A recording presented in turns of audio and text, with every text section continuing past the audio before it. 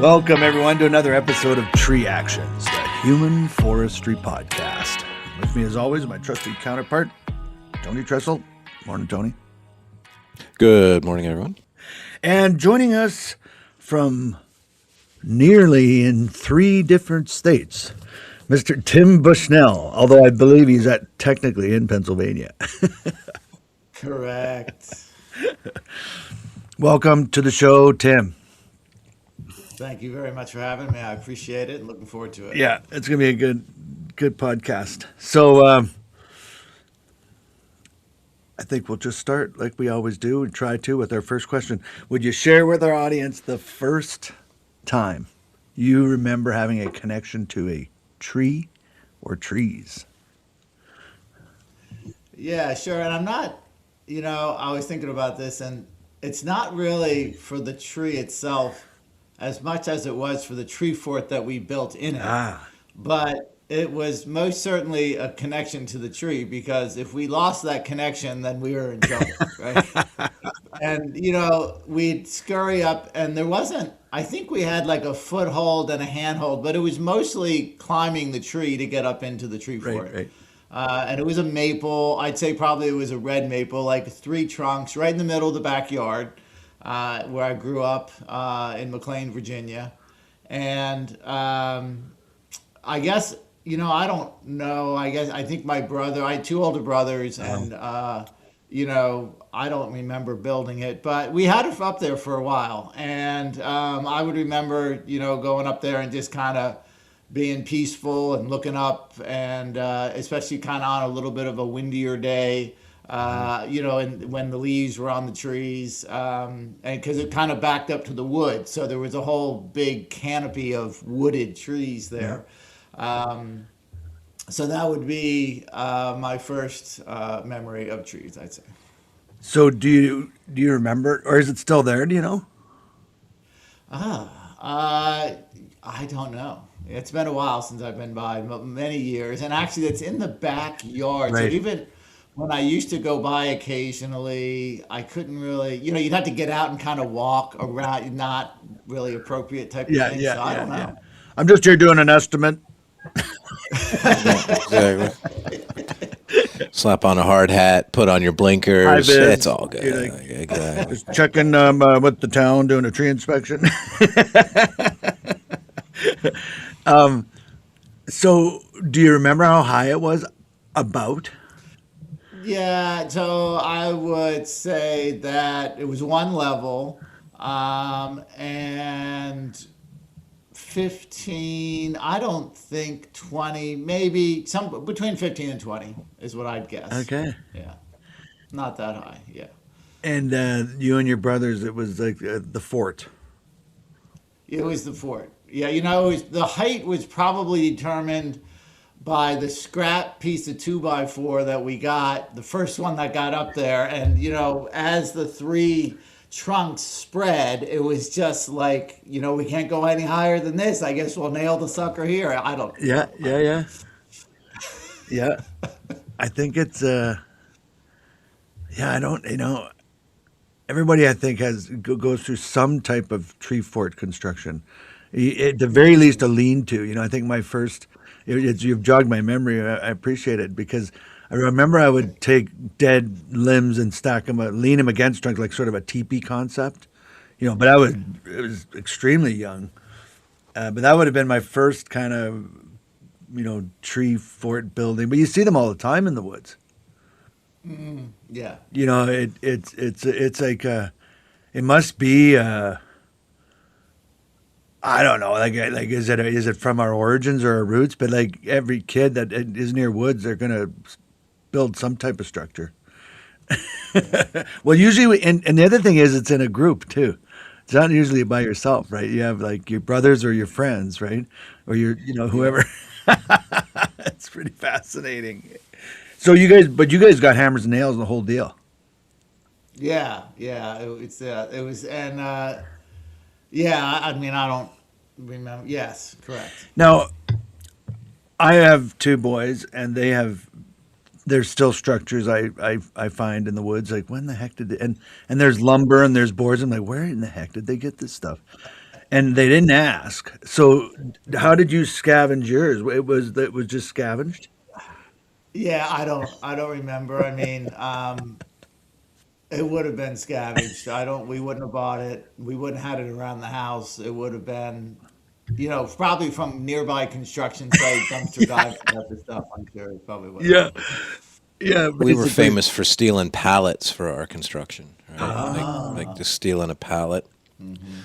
Because like the neighborhood I grew up in, like it was my dad built a house. It was one of the first ones on the block. So I would can say for the like from the time I was, like probably 11 to 15, there was always a house under construction somewhere.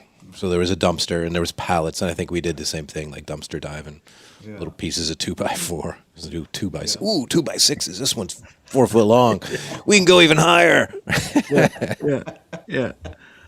And then even tools, right? You got to figure out where to get to. And then, the attachments, the nails. I never did, I don't think I ever had any drills go missing with a box of screws, but definitely hammers and nails. So, how did your journey from your treehouse, your brother's treehouse, and you move into the tree world for you? Yeah, so I tried a year of college at Southern Illinois University, Carbondale, Illinois, Okay. and I had a great time, but attending class and studying was not very high on my list of priorities. So I was asked not to come back. Wow. So my parents were living out of the country, and I moved in with my grandmother in New Jersey. And there's a bunch of cousins up in this is just outside of New York City, Scotch Plains, New Jersey. And my cousin, who was kind of always a favorite cousin, you've got that connection Yeah, that you yeah. make when you're young with some of your, and he was definitely a favorite cousin, and he had a tree business. Wow.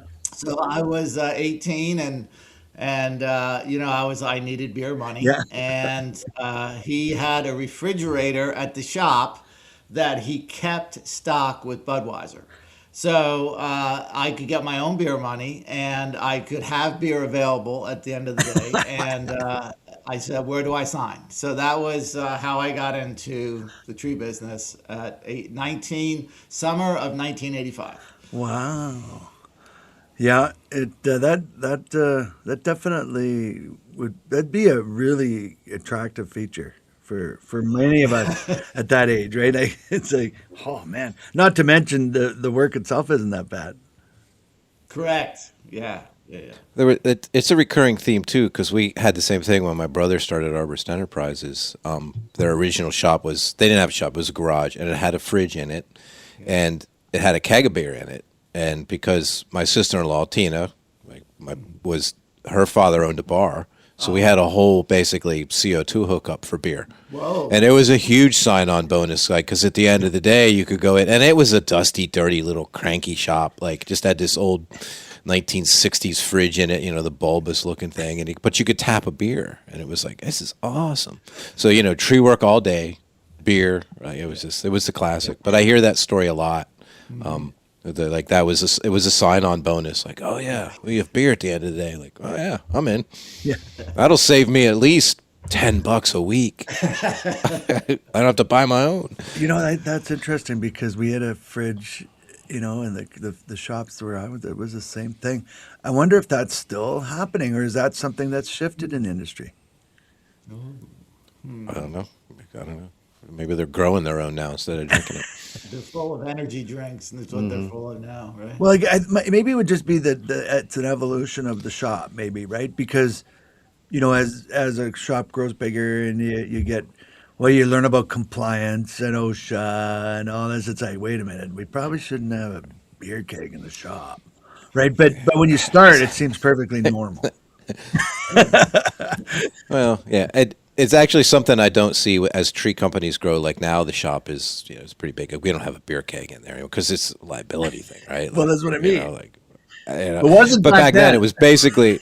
Yeah, well, then it wasn't. Well, it wasn't even a shop. It was a garage my brother leased from his landlord, and it was just from humble beginnings, right? Yeah. And everybody had access. Like the landlord had access to it. Like it was just a thing. But I think it maybe at some point I should ask people at chart the growth, like when does the keg disappear? Yeah. Does is that like after the second chip truck? Like at some point the owner is like, man, we got to like. I think maybe he realized that like I was coming in hungover every morning and he was responsible for it. And it's like, we're getting rid of this keg. I don't know. Like I think they just become more refined. Like if I think of some of my friends that have built new big shops, like never mind a fridge, it's basically a kitchen, with Right. all the accoutrements from microwave to stove to a fridge, and a fridge that has an equal amount of Gatorade and Monster energy drinks and pop and water and beer, right? Like it's more of of course the token Keurig, like coffee machines are almost as prevalent. Be quite fancy. I know one that has even a wine cooler. I don't think I want to work there.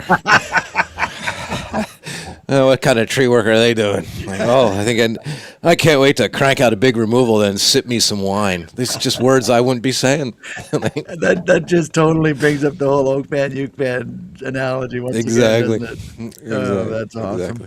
Um, like that, there's that old video called Coffee Break. And it's funny because it's called Coffee Break, but the guy, and it's, he's got a tin hard hat, no hearing protection, no eye protection. Up he goes, this big fur. It's amazing because it's obviously it's filmed in the 70s sometime.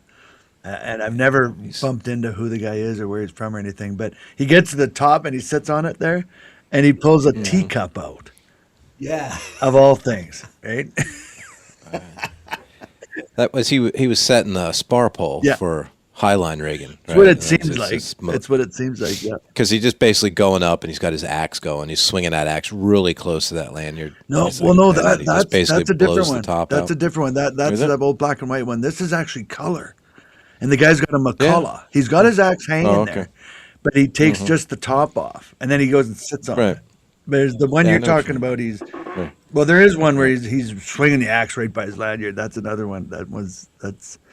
I don't remember this guy swinging the axe. Like, he doesn't actually use it. I don't think. Anyways, My mind might be combining yeah, the two, well, which of is course. fairly common. Mines do that.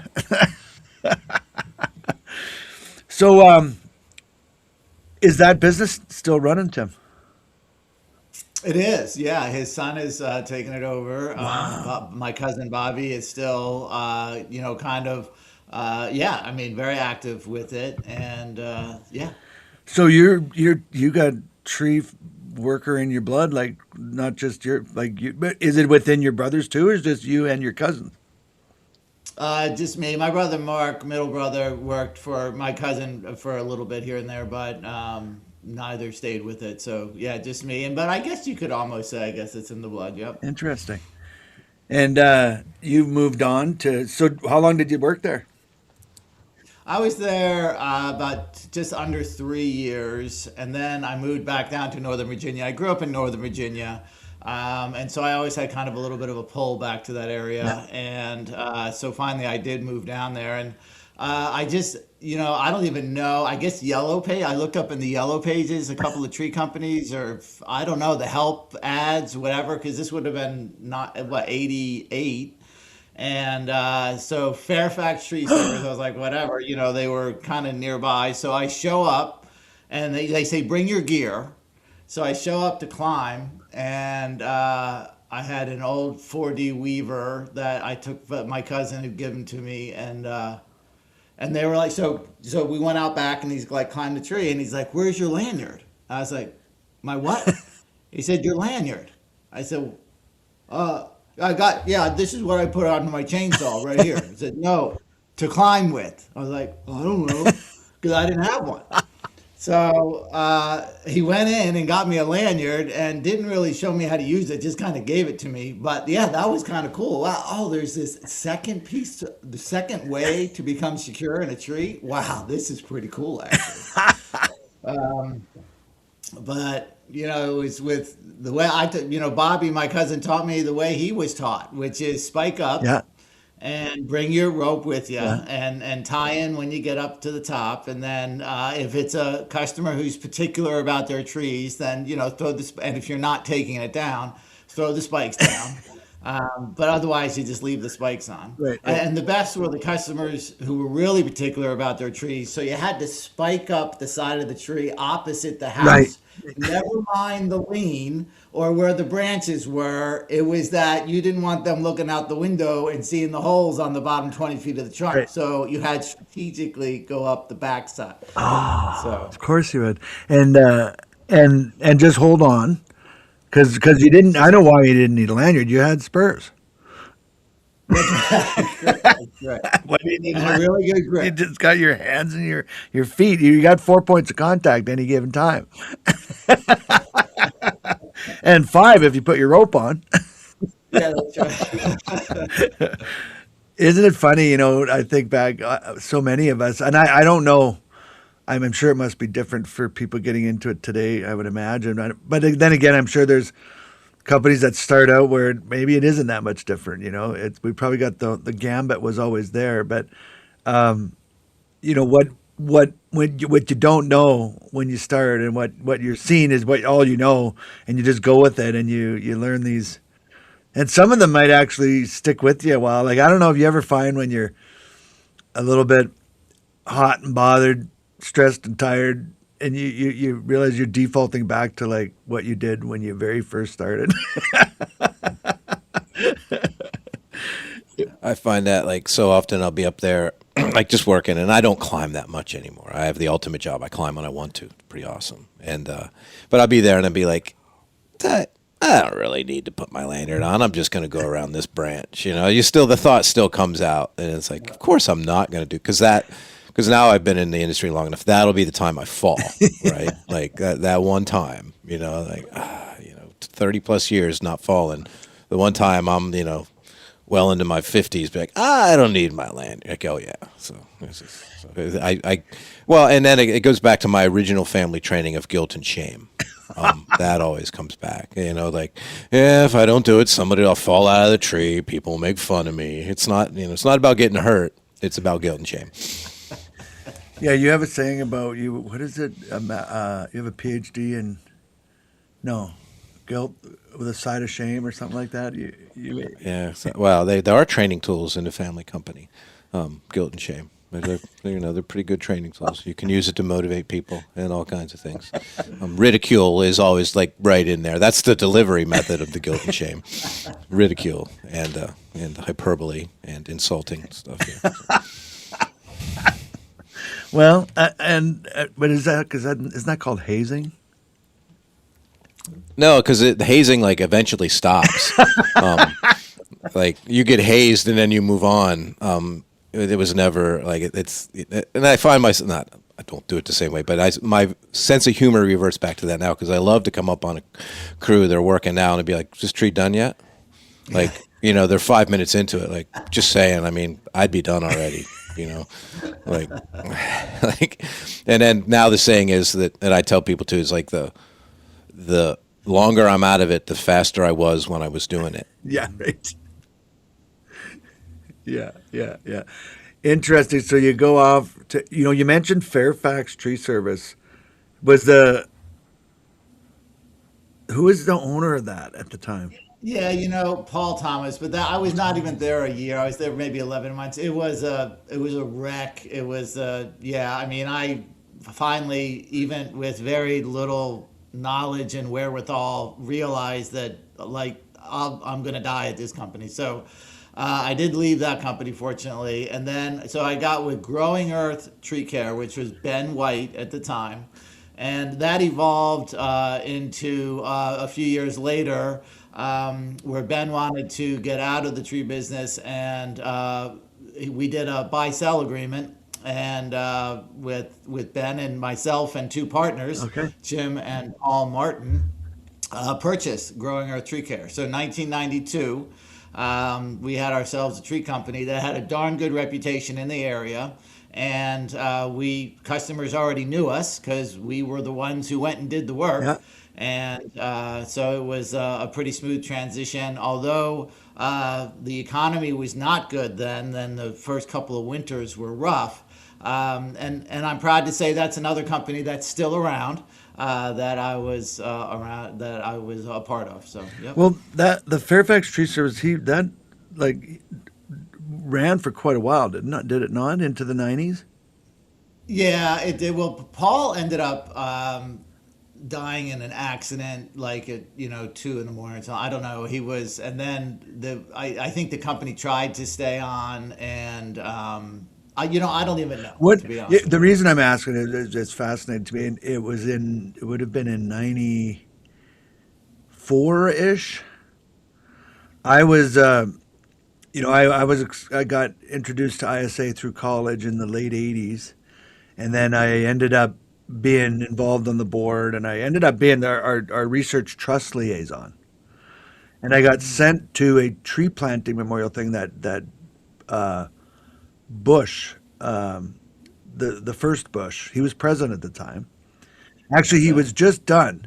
He was being brought, and I got to meet Schwarzkopf, and like we got to sit up right. We were the row right behind all the dignitaries of the senators and all this stuff. It was really fascinating. But I had a day in hand, and I wanted to go see a tree company. I went through the yellow pages, as you mentioned, and I'm pretty sure the one for whatever reason, I ended up, and it was Fairfax, and they invited me out, and I remember going like, "Ooh, wow, these guys are wild." Yeah. But I think it was that company, but it was in Virginia. And Paul Thomas, I thought was the guy's name, but maybe he had died already. I don't know. But it would have been 94. So it was someone. Anyways, I haven't thought about that for a long time, and you brought it to memory. And there's so many tree services in that area. Oh yeah, it's a good one. Well, it's a very transient area, and it's got plenty of money, and it's yeah. So, It's got the three things you need for a good tree service: trees, money, people. yeah. Got those three things, you can have a good tree service. Well, a successful tree service. Yeah, and when you see guys start a tree company, and they're great arborists and they love trees, but they start where there's like not many people with a lot of money. It's like, Well, exactly. it's a labor of love. That it is.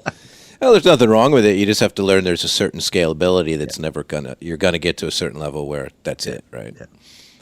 Whereas you can't compare a tree service started in rural North Dakota to a tree company in Southern Virginia or Northern Virginia. Like it just there's different things. Like they just are from how big they can possibly It's get. It's like a tree without the right nutrients. It only gets so big, right?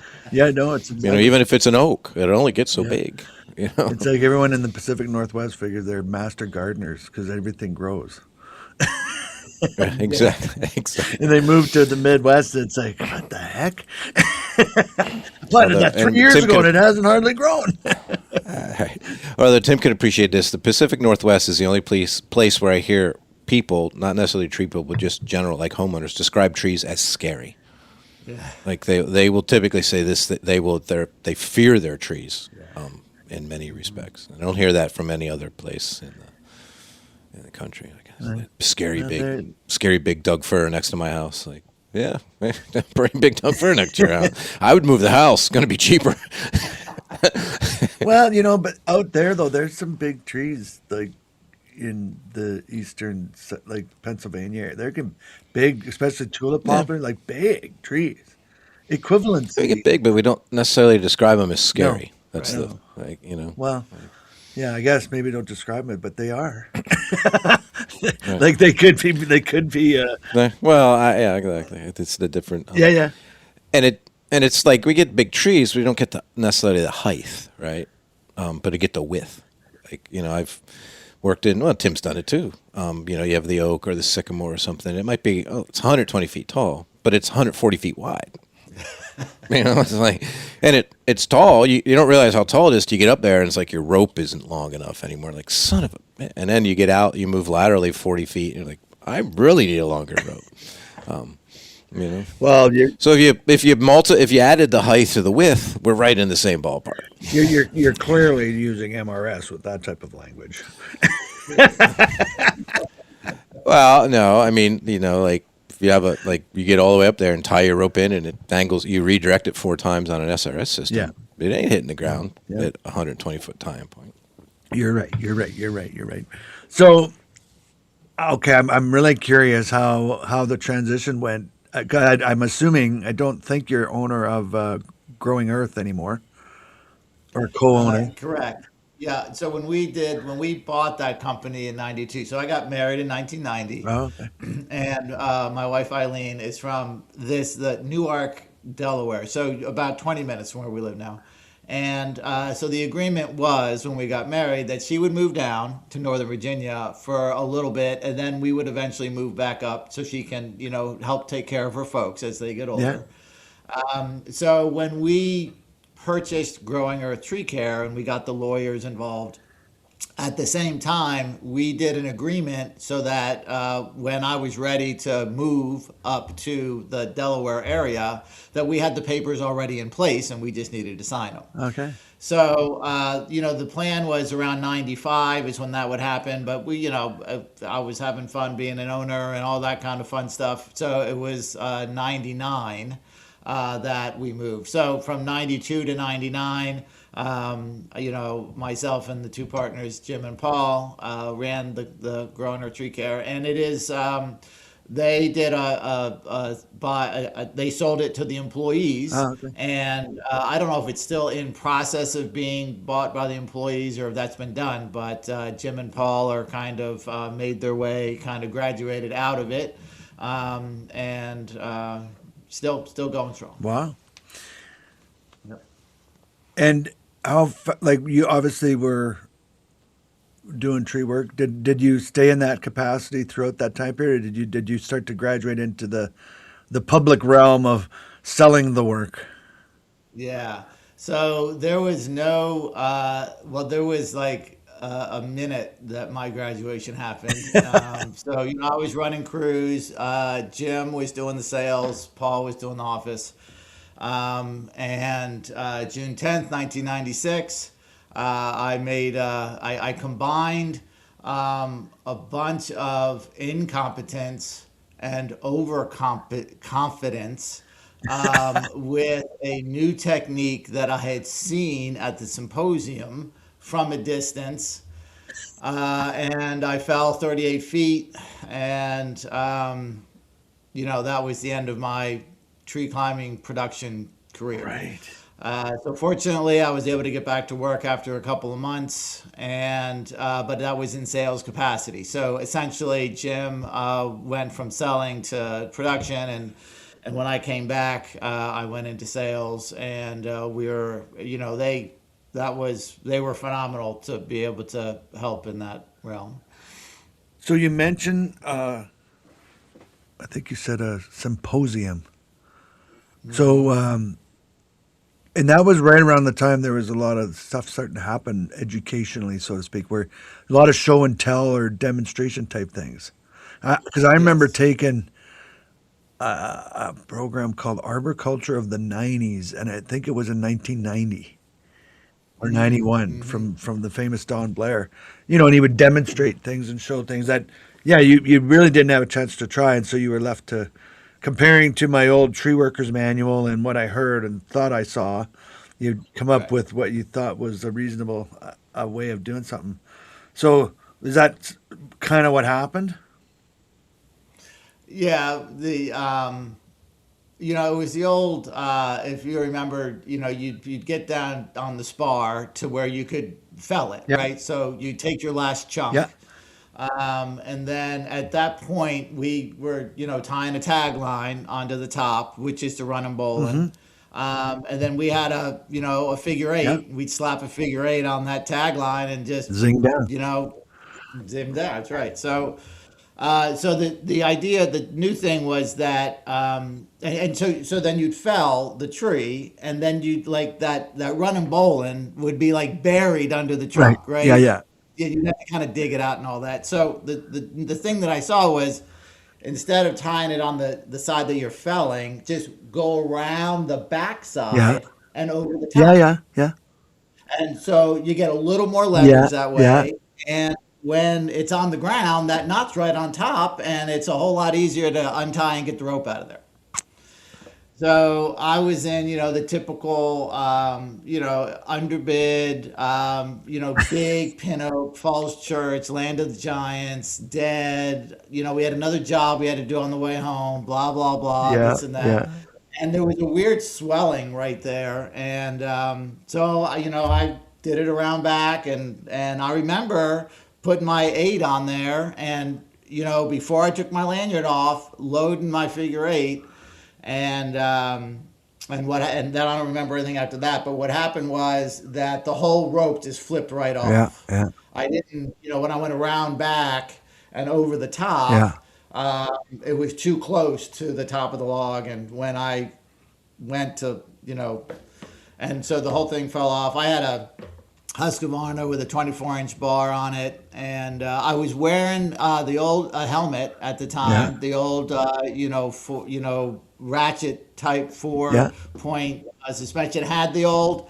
I think we had graduated from throw line to that little white Yeah. elastic with the two little plastic Yeah. to keep it on. Had a big old no fear sticker on it. It was an orange helmet with a big no fear sticker. That was a thing then, and that thing, it stayed on. And when I landed, facing up, my head hit the previous log that I had Ooh. chunked off, Ooh. and the helmet did what the helmet was supposed to do. With the suspension broke, the helmet cracked.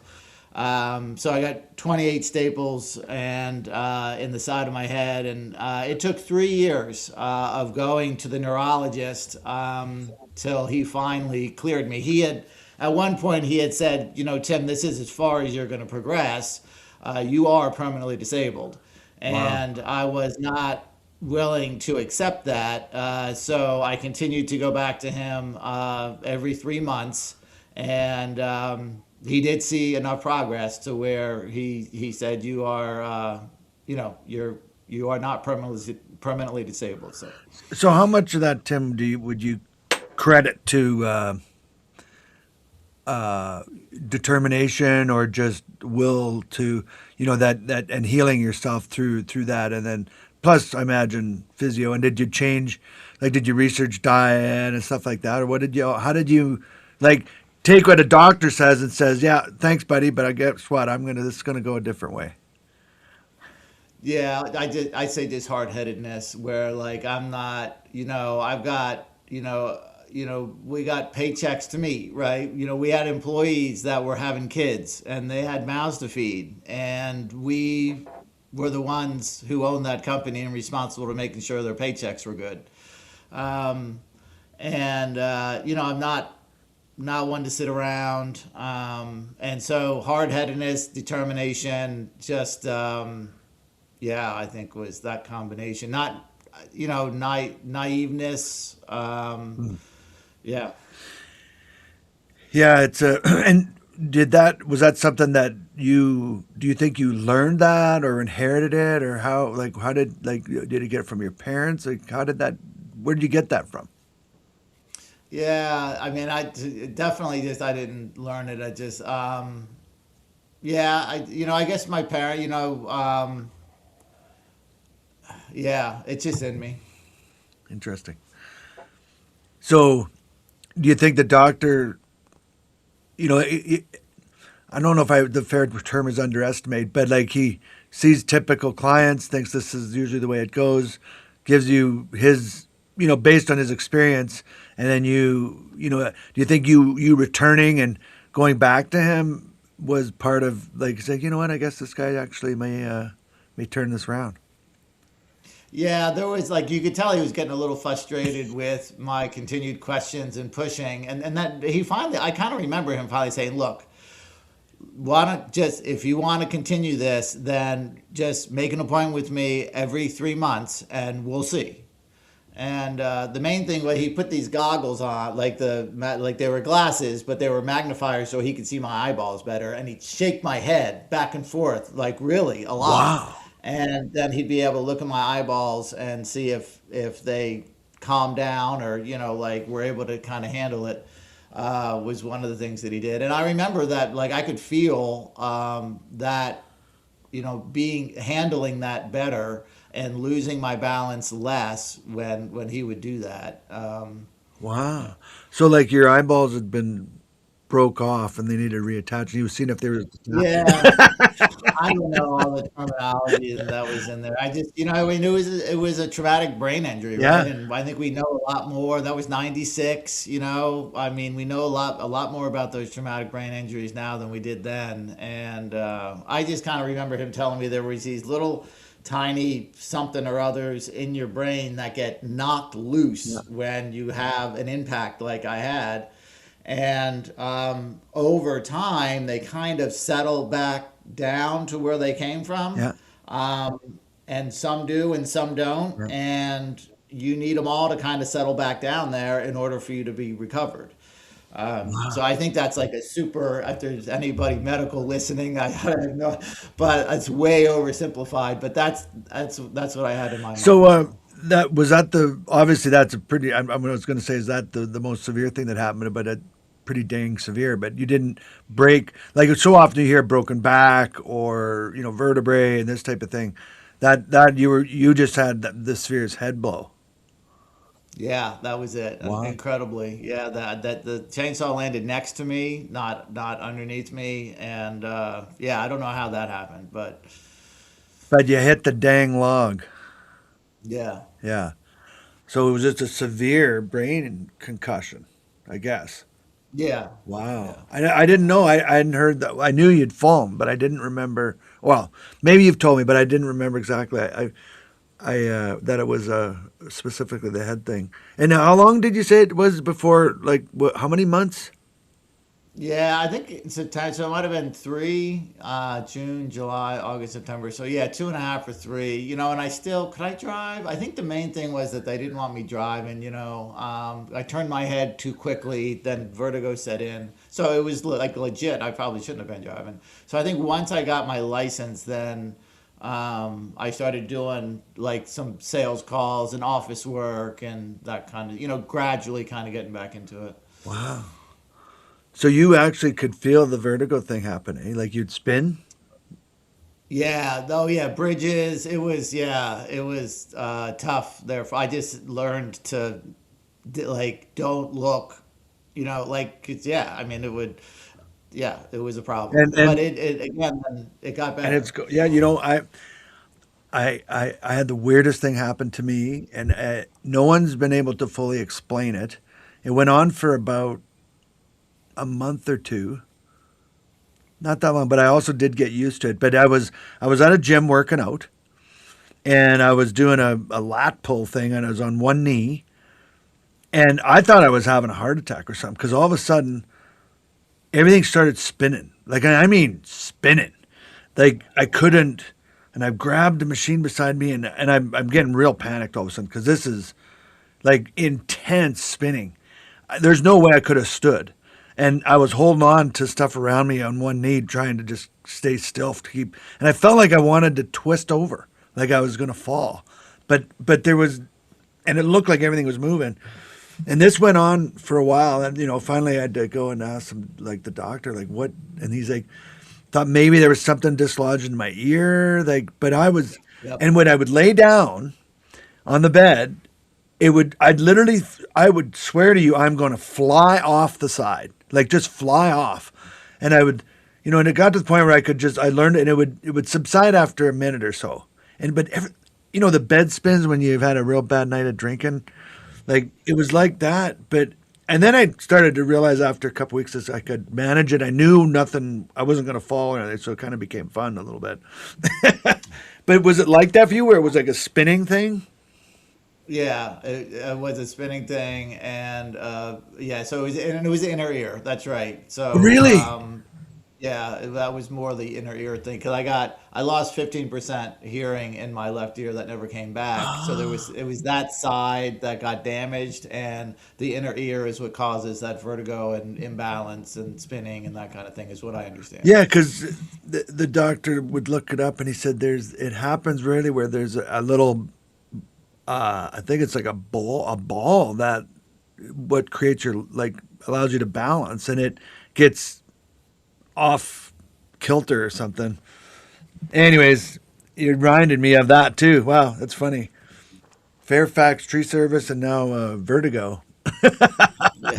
And the weird Yeah. thing is, I have no idea what the heck I didn't bang my head or anything. Although I've had, Yeah. good concussions in football and stuff like that. But it was just a delayed reaction from something that, and so far it's never returned. So have you don't ever have bouts of it, or? I'm not No, saying.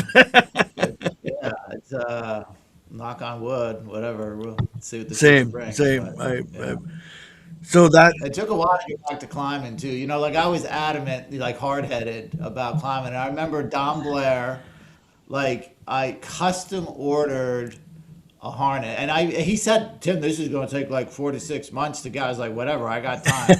And it was a floated strap, floating D, yeah, like D's on yeah. there, and I got two of them. And that was the custom thing, was that I got two of the D's that floated on the front. It was Oh, only available with one.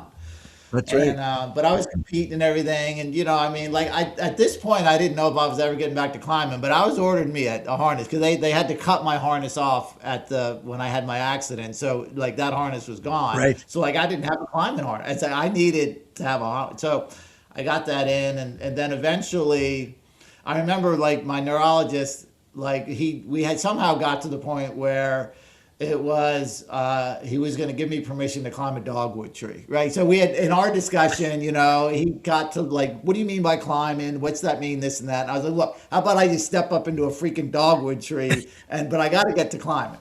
So I got the harness in and all that, and he finally said, all right, and I climbed a dogwood, and that was, I don't even know. I mean, I think it was less than a year afterwards, but Wow.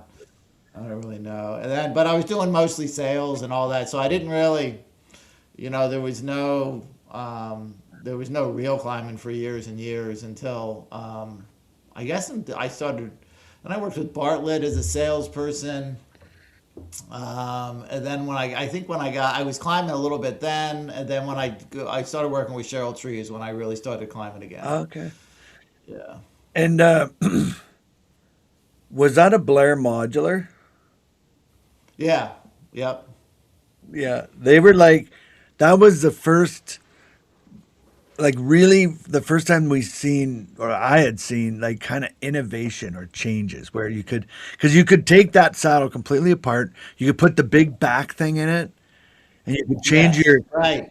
and he also had it where the buckles were on the outside instead of in your groin.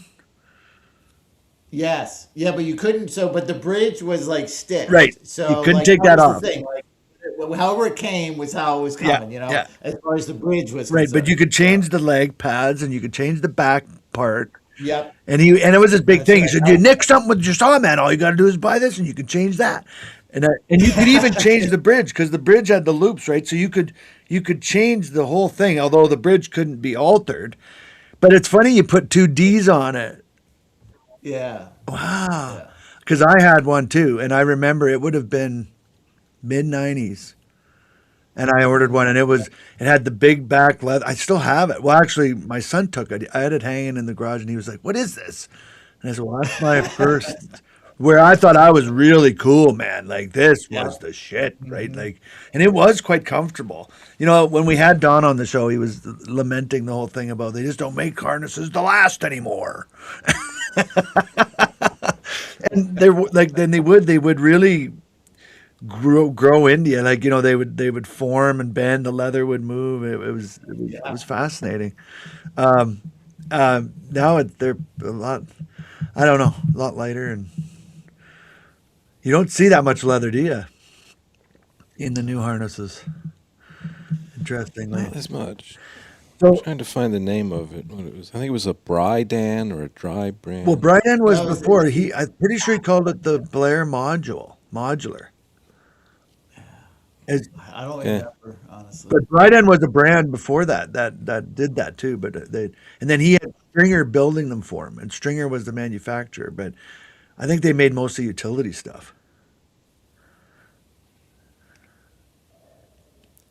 Yeah, it's funny because it's kind of going back to that now, right? Because now you can get an add-on back, you Yeah. know, like elongated for your tree mow if you want it and stuff. Yeah. And Yeah. the ergovation for a long time was, you change out leg straps and Yeah. different things like that. So, and now everything has most everything has a replaceable bridge, Yeah. which Yep. is good. Yeah. Yeah. Well, you got to use the right rope, the right knot. Well, exactly. But I mean, it's replaceable though. Anyway, you don't have to like make it up. No, You know. I'm sure that must be happening though. I think that like I had webbing that I made like because that Blair saddle of mine, the leg loops would always fall almost down behind your knees. Did you ever find that? And when you were climbing, it was fine sitting it, but when you're moving around, they'd slide down quite a bit. And so I made little straps that held it up that I attached to the back, and they were still on it too. When my son he put it on, he's like, "Man, this thing's actually pretty comfortable." Oh, man. That is the shit going on, brother. That one. Oh, it was funny. It's sure interesting, the evolution, right? All the years of an arborist, I've never worn a saddle out or harness out. Right. I've always just replaced it either because there was something better or I just wanted a different color or something. I've worn bridges and things like that, but I've never worn a harness out. And I'm always dubious of, well, if you cut a piece of your harness, you can get a new piece. I'm like, if you cut a piece of your harness, you should probably reevaluate your career choice. But. Yeah, yeah. Or if you're still wanting to keep it. Well, that's the other part. Now, okay, I guess maybe it was in the back of the truck and it got snagged on a saw. Yeah. Like, I get those things happen. It's my favorite. This harness is good. There's nothing wrong with this. I can just patch this part. So, your transition. How long were you from Bartlett to Sherrill? Like that transition time. So that was so 99 is when, I sold to my two partners, the Growing Earth Okay. thing, and moved up to, turned out to be Pennsylvania, but it's right near Delaware. And I got a job as a sales rep at Exton, Pennsylvania, Bartlett Tree Experts. And that was great. I improved as an arborist dramatically when I became a rep for Bartlett Tree Experts. That was fantastic. Went down to the lab at Charlotte and really putting together the PhD programs for customers. And I really enjoyed that. That was nice. But then, about 2.5 years into that, I think I saw Tom Duffy at the Pendel Symposium. So this would have been 2001 probably, and he's there at the Sherrill booth, and I said, hey, one of my friends works at Sherrill, just kind of started there recently, Scott Profit. He says, oh yeah, Scott. He said, and Tom says, we're looking for some more reps. You should apply. I was like, oh. Like, okay. So that kind of sat for a minute, and then, kind of like, so I called Scott and I was like, what's going, what is this thing? And he was telling me about Toby, and Toby had just signed up with Vermeer. So, overnight, Toby had 108 Vermeer dealers in the United States and a whole bunch more internationally. Yeah, yeah. And so I interviewed, flew down there and interviewed with Toby and Mark Boozer, and I got the job. And so all of a sudden, I went from being home every night, sales rep, arborist person, to this whole new world with, about, traveling and being on the road, and then really being heavy into the gear. Yeah, yeah. And that was that your longest job posting, as you could say, I suppose? Yeah, and it just turned out that I stayed at Sherrill Tree for 16 years, Wow. and I was in the tree care industry for 16 years when I got the job at Sherrill. Wow. So, my production only really lasted about 11 years from when I had my accident. So I was only a climber for production-wise for 11 years, and then sales, etc. So I had enough. I could definitely represent the gear and talk to the tree folks and all that kind of stuff.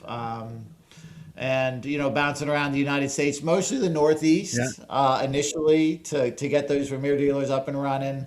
But then when we kind of did that, then it turned into international, and that was, shoot, I was just a tree guy. I was a person who drug brush and drank beer and, did whatever at 18. And then there I am, traveling the world and setting up these arborist seminars that are, annual. And, it was, that was some cool times. For sure. Yeah. So in your travels and working with, doing the seminars, and what I liked about the Cheryl Vermeer seminars, you got a really wide spectrum of arborists, right? Like, if you get into the tree climate competitions and you go to the tree care industry expos and you go to the expo draws out quite a crowd, but like you see a lot of the similar faces with people with similar objectives. They get certification, they do some training, but at those seminars, it was like it would draw from a broader pool. Would you agree? And you get to meet and talk to a real wide range. Probably guys that had beer fridges in their shops. Yeah. Yeah, that's right. And maybe that's one of the more satisfying parts of it, where you could really make a difference, and, it was a struggle, right? Because you would try to get these folks to get engaged, into some formal training and to, do it kind of the right way. And some did. Some would make the investment and they'd find a Arbor Master program nearby, or, if the notch was starting up and running and all that. But more often than not, they wouldn't, and they'd keep your number. I guess cell phones are starting to become Right. like a normal thing around then. And I remember when I left Cheryl, I had a lot of people that were really upset, because they could call me Right. and I would answer and we would talk, and I was a good resource for them. And I was the first sort of good resource for many of them. And when I went to Davie, I kind of kept some of them and kind of kept answering their questions. But after a little while, it's just like, look, it's, we've got to, I try to hook them up with somebody else or whatever. But yeah, so those folks who, like, eyes wide open, weren't really sure what they were doing, and they're actually seeing a lot of stuff for the very first time at a seminar, you could pick them out. And I often try to spend some time with those folks. Right. Yeah. Yeah. I don't think it's the case for all people in any industry, but there's always a few that gravitate to wanting to share and help. And particularly, I think, when someone's experienced either a loss, because there is a high fatality rate, or an injury, right? When you've gone through something like that, like you did, it's like, you just don't want to see someone else do that if you can help it, right? Like it's worth, like answering those calls and taking the time, even though it's not technically exactly in your job description. You're not going to not, because it just, if they're willing to phone, you're gonna answer and you're gonna offer advice and help, right? That's maybe that is it. Maybe because you think about a lot of the people that do train or volunteer time to help others. It comes from some type of experience, Yeah. like a painful one, maybe. Right. I was the Vermeer seminars were, from a training standpoint, they were awesome because I really kind of cut my teeth doing those. It was a great opportunity because it was a day, so it was demanding. So it was more than just like a trade show talk, like 40 minutes or 20 minutes. Right. So you had to be on your game, but you could cover just about anything. And you had the huge box of gear so that you had equipment to do it. And, sometimes the setups were a bit, sometimes they were awesome. You'd have like a real tree, and things you could actually rig. And at other times you were basically suspended off of a derrick. Yeah. Or a scaffolding or something. But it was always, what I enjoyed about him is, like you, Tim, you would find those one or two guys, girls sometimes, it changed them. It made them see it differently. And they were never going to get that experience anywhere else because their employer, who was maybe okay at best, brought them because they could get some coffee and donuts in the morning and lunch was provided. They're like, well, it gets better than work. Prisoners in our terminology, the typical prisoners or vacationers, like, it's better than work. Yeah. But then they started, and I can remember that you'd see them, like it would open their eyes and be like, you know what? Maybe I can. Maybe this is a career. Maybe this is a profession, not just a paycheck. And it was always fun. And those were the ones that came back after lunch. The after lunch was always the best part of the Vermeer seminar because, people got their free lunch and most of them, the vacationers were out of there and the prisoners were pretty much out of there too. It was the volunteers were staying behind after lunch. And that's when you could really, but I can remember, doing some of those Vermeer seminars in like North and South Carolina, fairly rural. And, I'd put a pulley underneath, a Blake's hitch. And this is 2000, mid 2000s. And these guys have never seen it before. And they're looking at me like I just gave them fire, and it was just, and I loved it as a trainer because it's like I got to show them something really cool that's really probably going to, help them out. And to me, it was so, not that I was that great or anything, but, I had different experiences. And for me, it was like old, like, oh, what's that? Who does that anymore? Who puts a purple micro pulley underneath their Blake's hitch, right? But for these guys, it was a whole new world, and I loved that part because it reminded me when it was a whole new world, right? And it's sort of like when you get to teach somebody climbing for the first time. It's like I'll never be able to climb a tree for the first time again. But when I can teach somebody new or showing something, like, I can remember what it was like. Yeah. That like being up there like, holy shit, somebody's gonna pay me for this? You got to be kidding me. And there's a keg of beer at the shop. You're like, this is perfect. I remember the purple pulley moment, when it's funny. You're just like, whoa, that's wild. And I mean, it's instantly obvious the benefits, if you've climbed it all. Being able, like, how many times have you literally put, the fall of the line in your mouth and, tried to wangle the hitch up like you're trying to take the top off of a screw top off a can by hand with one hand. Like, it's just tedious, monotonous, and because you're holding on with the other one, and it's like, wow, that was yeah. I appreciate what you're saying, Tony. Well, and you would have seen it many times yourself, Tim.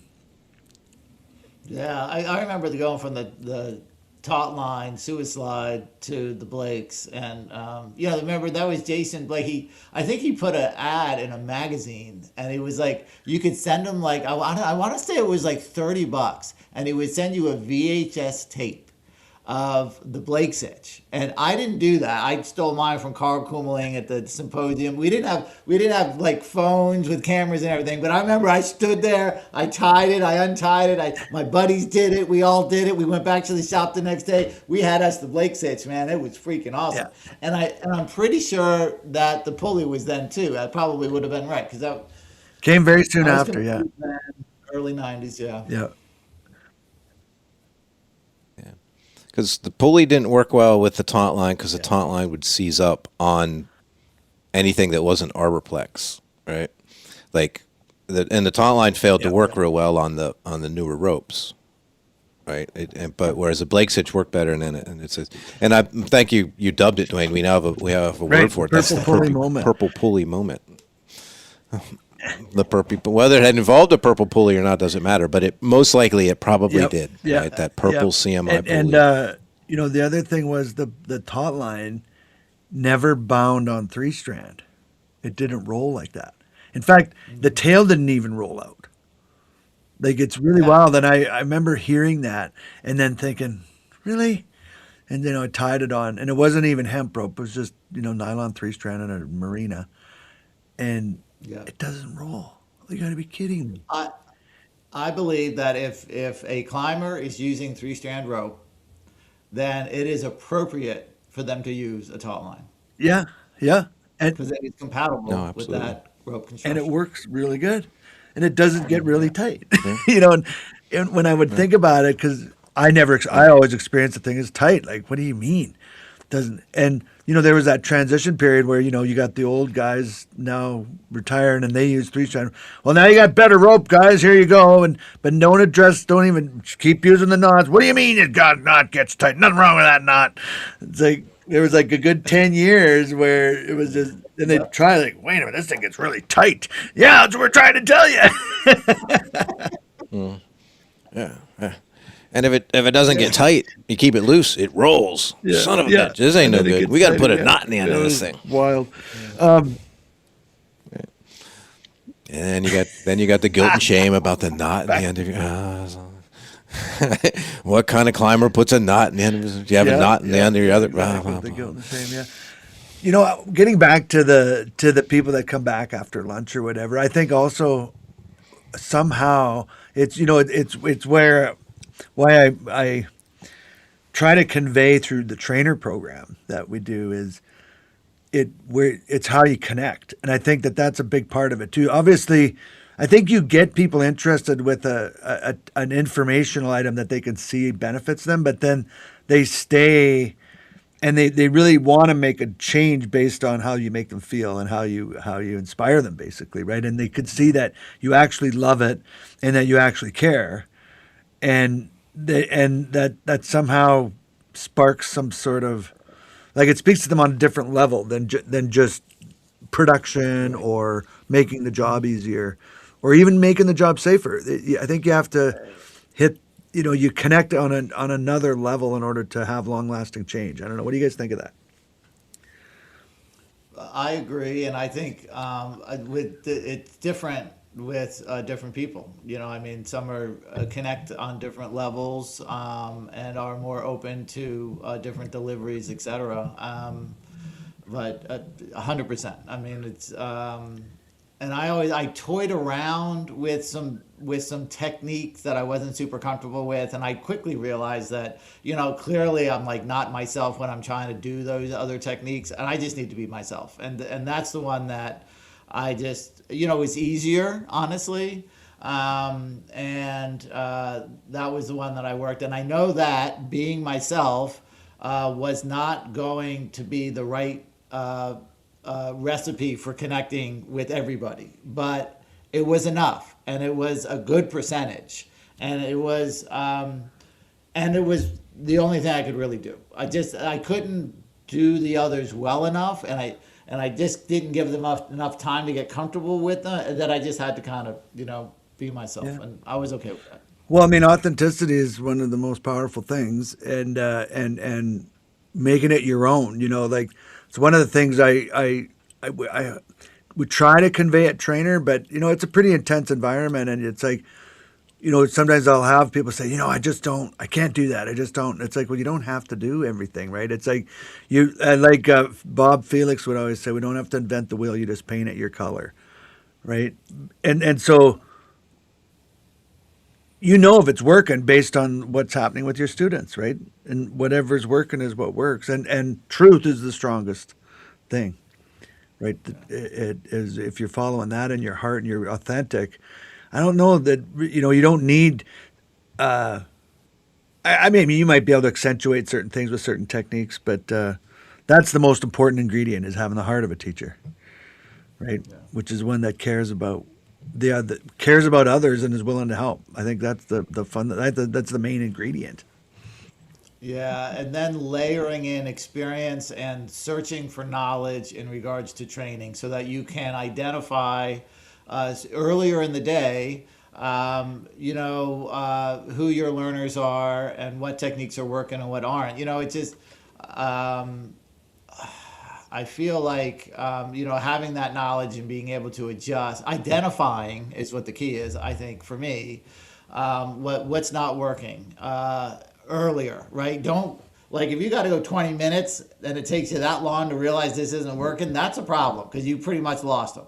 But if you can identify it really quick and adjust appropriately, and I think that's where your experience, knowledge, training, continued training. Those are the little things. That's what I think makes you a little bit, just that you're already really good, but that's what makes you even better. Yeah. Well, and I think a big part of it is open-mindedness and a willingness, to adapt, right? Like, say, maybe, having a space, because there's that saying about there's no one thing that will limit a person more than contempt prior to investigation. Oh, right? Like where you make a judgment without really knowing or trying. You know, if you haven't actually given it a shot, how can you really say it doesn't work? Sort of thing, right? And then you've at least had that, you've given yourself that chance, that experience. And it may not be that you duplicate it exactly, but you now can integrate it or adapt it and massage it into your repertoire, so to speak. But the other one that you mentioned is experience and time. Time. The acronym for time is this: I must experience, right? And you cannot. That is the one of the biggest. I think the toughest that you can't replace. You can't give someone experience and time, right? Like it. It just you can't.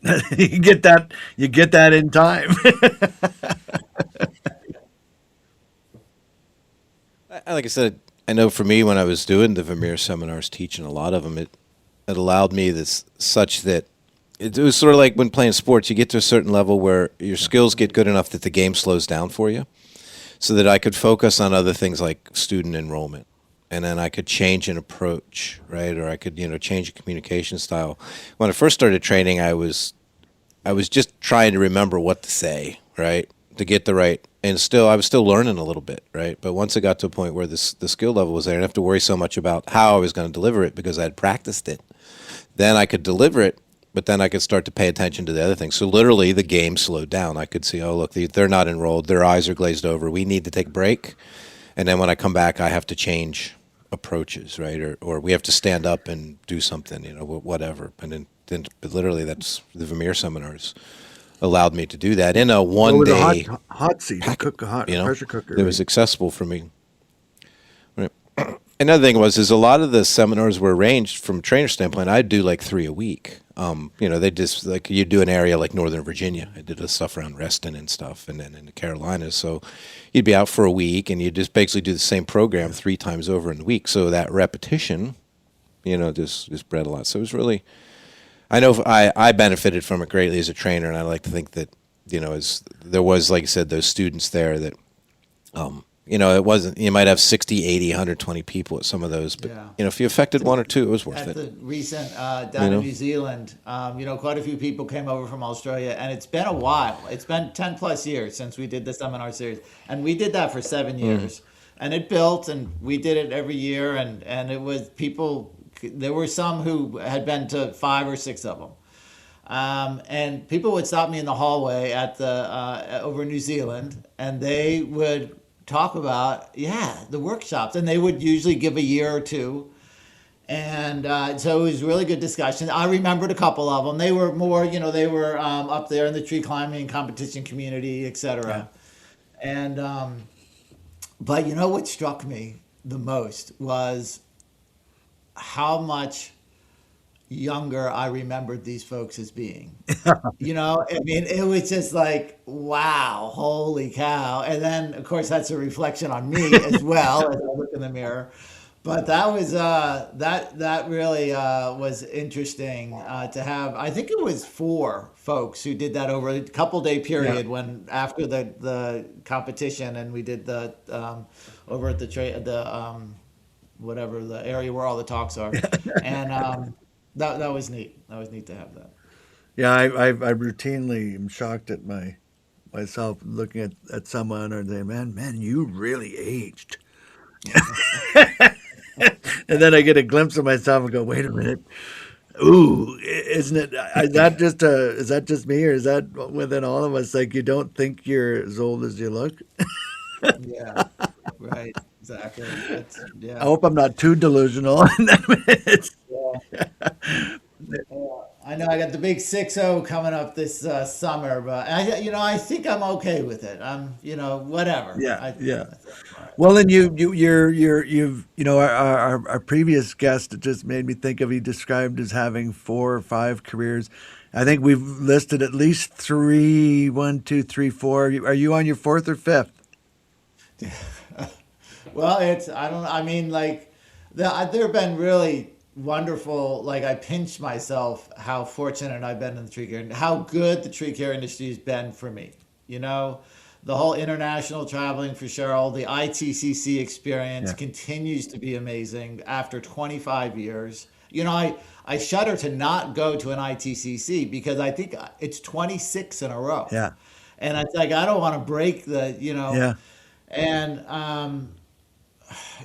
then the big companies, the small companies, being an owner with partners, sales rep, getting really good training at companies like Bartlett and Davy, the whole being able to freaking build a training center and having the trust of a company to go through that process. It's I have been very fortunate with the tree care industry, and I would recommend it to anybody who wants to come into it themselves or to have their son or a family member who's considering the tree care industry. Absolutely, lots of opportunities. Yeah, I would agree. And it's interesting you mentioned that. I have a nephew who, my sister has four boys, so two of them now I've they wanted to stay local at first, and I knew there was the company that was a utility company had a lot of. I knew they'd have openings, right? And but I was like, it's going to be. So one of them, he did a year and a half of slashing under power lines, right? Like literally slinging saw stuff and chipper once in a while, cutting, stacking. Not, anyways. And so then he's doing something else, but he decided to go out to Interior BC, but he was. He told his parents, "You don't want any help. I'm not going to talk to Uncle Dwayne. I'm just going to." But I was like, "Ooh," but I finally he did. He said, "I've got this company, this company, this company." I said, "Listen, because I got a good like Thor's out there, right?" And I said, "Go talk to this guy."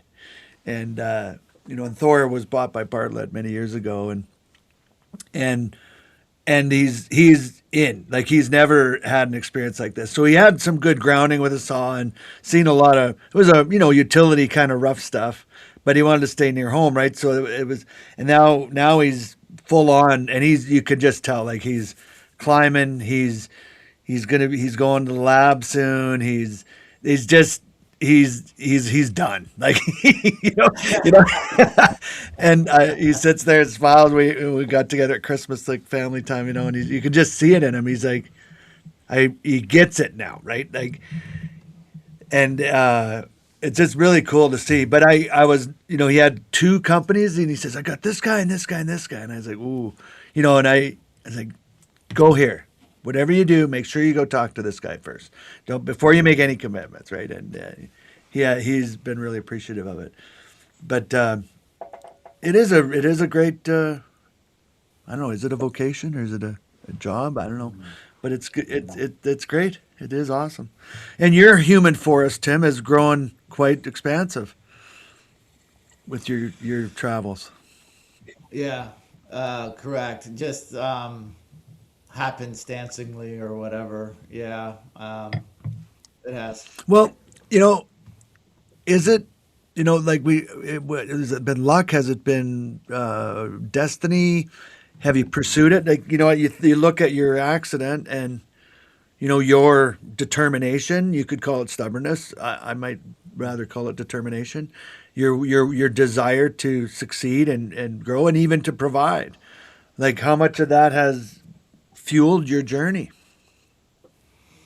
Yeah, a lot of it, and just my genuine desire and enjoyment in assisting people. I would,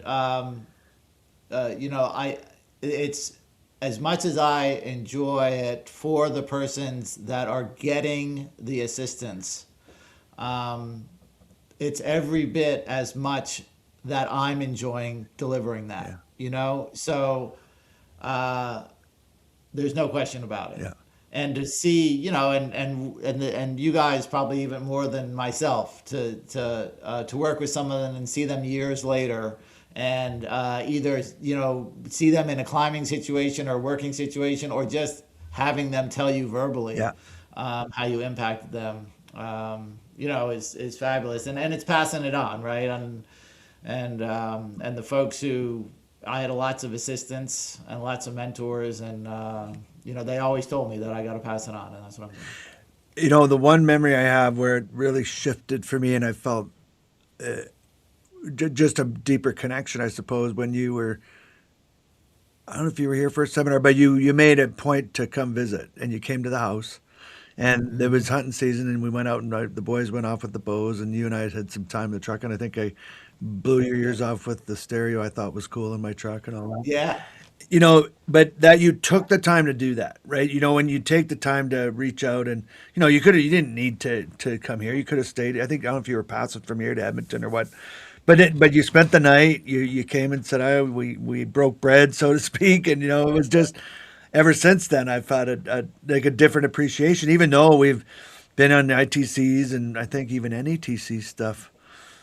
Yeah, we were the Denver thing, wasn't that? Yeah, we were there. So it's that speaks to me something of the person that's willing to take that time and make that effort, right? And there was no reason for you to do that. Like you didn't have to do that, and you chose to, and it deepened our relationship. And that's what it could be like with students or anything. Like the kind of person that gives your number and then answers the call and continues to give advice to someone that you just want to help. That speaks a lot about the mycorrhizal relationship you form with others.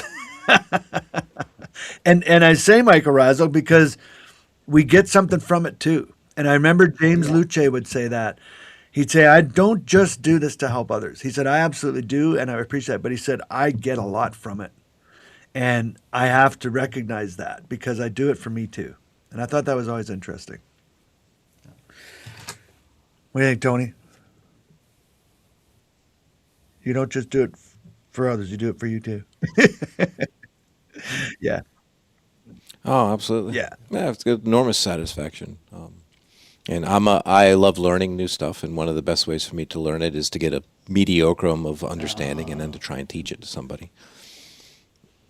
So I can get that. For me, that's how I can master something, or you get a greater level of explanation to it. And I'm with Tim. It's joy and satisfying to help people.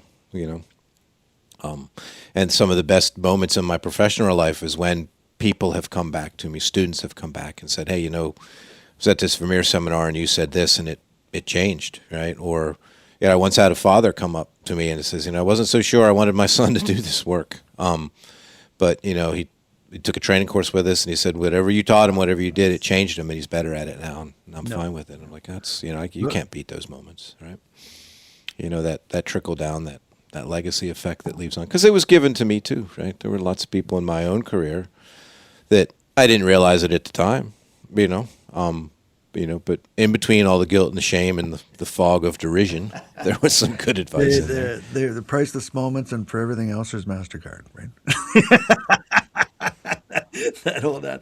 Well, Tim, before we go, and I'm not saying we have to be done, but we seem to have a natural. I don't know if it's a natural cycle or what, but we've started this season, and I haven't forgot yet. So at near the end to bring up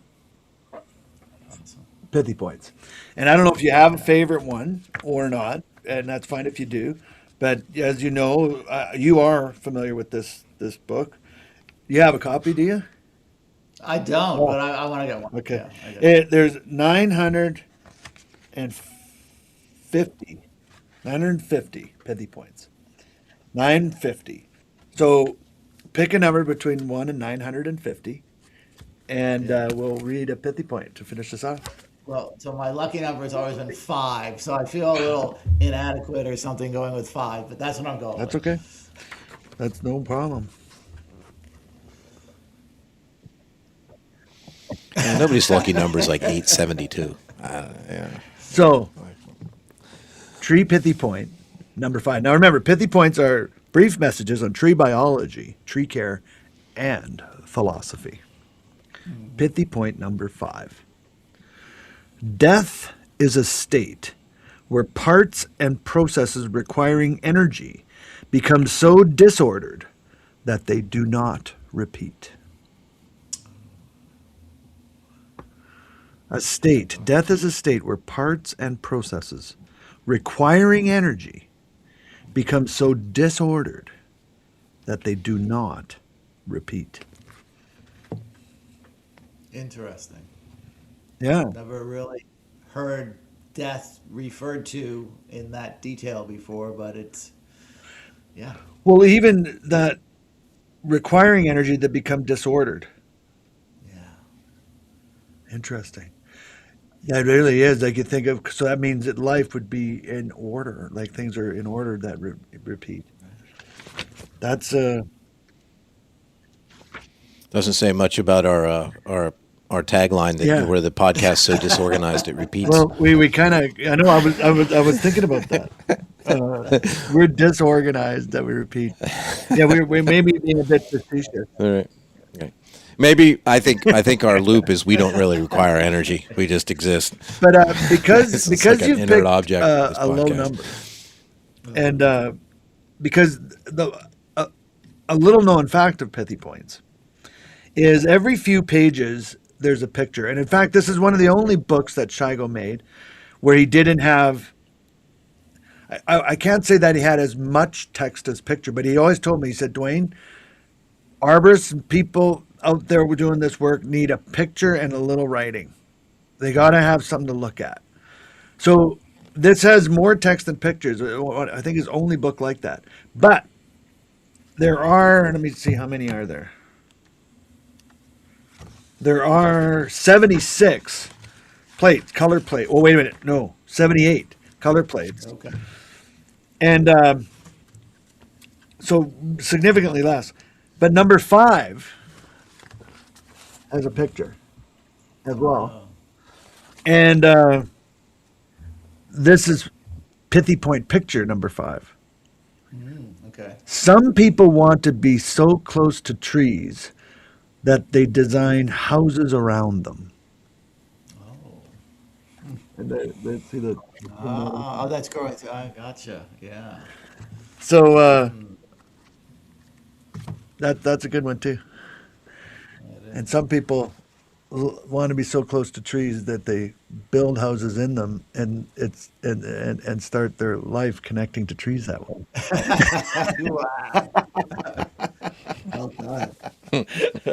That's awesome. That's awesome. Well, Tim, I want to thank you for taking your valuable time and sharing some chat with us. And we've had one incident at a conference where Tony and I had someone having breakfast sit there and recognize our voices from the podcast.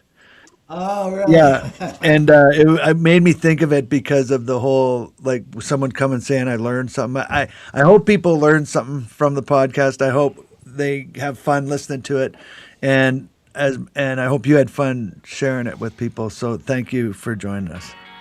Yeah. Well, thank you very much. It was an honor to be included in the podcast.